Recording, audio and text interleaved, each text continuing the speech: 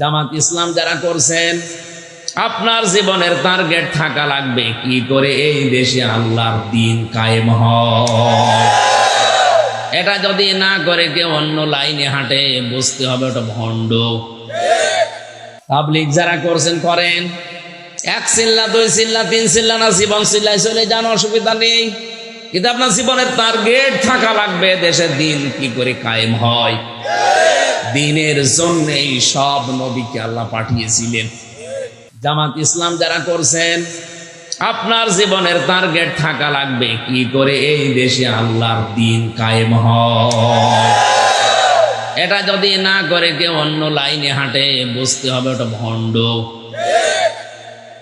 সূরা শূরার 13 নম্বর আয়াত তার দলিল, শারআ লাকুম মিনাদ-দীনি মা ওয়াসসা বিহি নূহা ওয়াল্লাযী আওহাইনা ইলাইকা ইলা আখিরি আয়াত।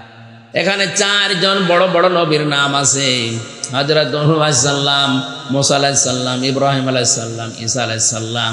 হে নবী, আপনাকেও আমি বললাম আনাকিমুদ্দিন, আপনি দ্বীন কায়েম করেন। এ বিষয়ে কোনো মতপার্থক্য, কোনো ফতোয়াবাজি বলেন বলেন।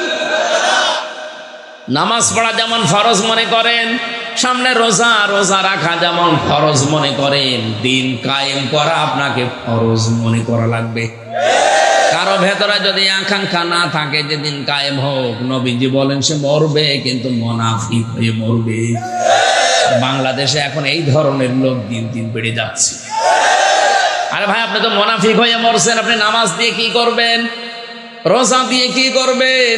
দ্বীন কায়েম করার জন্যে আমি শহীদ হতে হলেও হব, এরকম কামনা যদি কারো ভেতরে তৈরি না হয়, ও মারা যাওয়ার সময় ঈমান নিয়ে মরা কঠিন, মুনাফিক হয়ে মরবে। আল্লাহ আমাদেরকে সহজ কথাটা বোঝার তৌফিক দেন, বলেন আমিন। দুনিয়ার যত নবীকে আল্লাহ মুআজিজা দিলেন, তাদের মুআজিজা তাদের জীবদ্দশা পর্যন্ত ছিল। জীবন শেষ, মুআজিজার কার্যকারিতা শেষ হয়ে গেছে। কিন্তু আমাদের নবী মুহাম্মদুর রাসূলুল্লাহর এই মুআজিজা জীবন শেষ হওয়ার পরও এখনো শেষ হয়নি। যতদিন কিয়ামত না হবে এই মুআজিজা থাকবে। কথা বলেন ঠিক কিনা? ওষ্ঠের বিষয়ে কথা বলছিলাম কেন? আল্লাহ পাক বলেন ফাজারুহা, তাকে ছেড়ে দাও, তাকুল ফি আরদিল্লাহ, সে জমিনে খেয়ে বেড়াবে, তাকে নিষেধ করতে পারবা না। ওটা তো 1500 না, হাজার হাজার বছর আগের কথা। বর্তমান এখন আমাদের কাছে আল্লাহর যে আয়াত আছে তার নাম কোরআন। কোরআনে কার আয়াত? বলেন বলেন।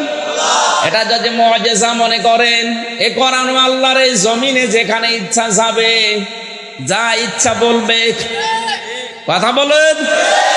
এটা যেখানে ইচ্ছা যাবে, যেখানে যা করা দরকার কোরআনের, সেখানেই কোরআন তাই করবে, কেউ বাধা দিতে পারবেন না। যদি খারাপ ইচ্ছা নিয়ে, উদ্দেশ্য নিয়ে এর কাছে কেউ আসেন, আল্লাহ কিন্তু ছাড়বে না। ফায়াখুযাকুম আযাবুন আলীম, ওদেরকে যেমন গ্রাস করেছিল আমাদেরকেও করবে।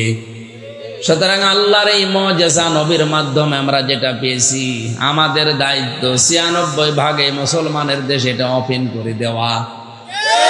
যেখানে ইচ্ছা যাবে, যা ইচ্ছা বলবে, যা ইচ্ছা করবে। কারণ এই পৃথিবী বানিয়েছেন আল্লাহ, লাহুল খালকু ওয়াল আমরু, বানিয়েছি আমি, এটাকে আইনও চলবে আমি আল্লাহ। আল্লাহর নিদর্শন নবীজির এই শ্রেষ্ঠ মুআজিজা, একে যদি মর্যাদা মূল্য দিতে চায়, শুধু পড়ে চুমা খেয়ে মাথার উপরে রেখে দিলেই হবে না। এটা নিয়ে যাওয়া লাগবে, 500 আইন আছে, এর 500 আইন নিয়ে যাওয়া লাগবে আমাদের একেবারে উপরে। কথা বলে না কেন? ছোট্ট কথা বলছি, দুনিয়ায় যত নবী এসেছিল, প্রতিটি নবীর ভেতরে হয়তো মাসলা মাসাইল কিছু শরীয়তে কম বেশি ছিল, কিন্তু আদম থেকে মুহাম্মদুর রাসূলুল্লাহ পর্যন্ত একটা বিষয় সবাই একমত ছিল, আন আকিমুদ্দিন, দিন কায়েম করা লাগবে। ওয়ালা তাতাফাররাকু ফি, এখানে কোনো মতপার্থক্য, দলাদলি, এখানে কোনো ফতোয়াবাজি চলবে না।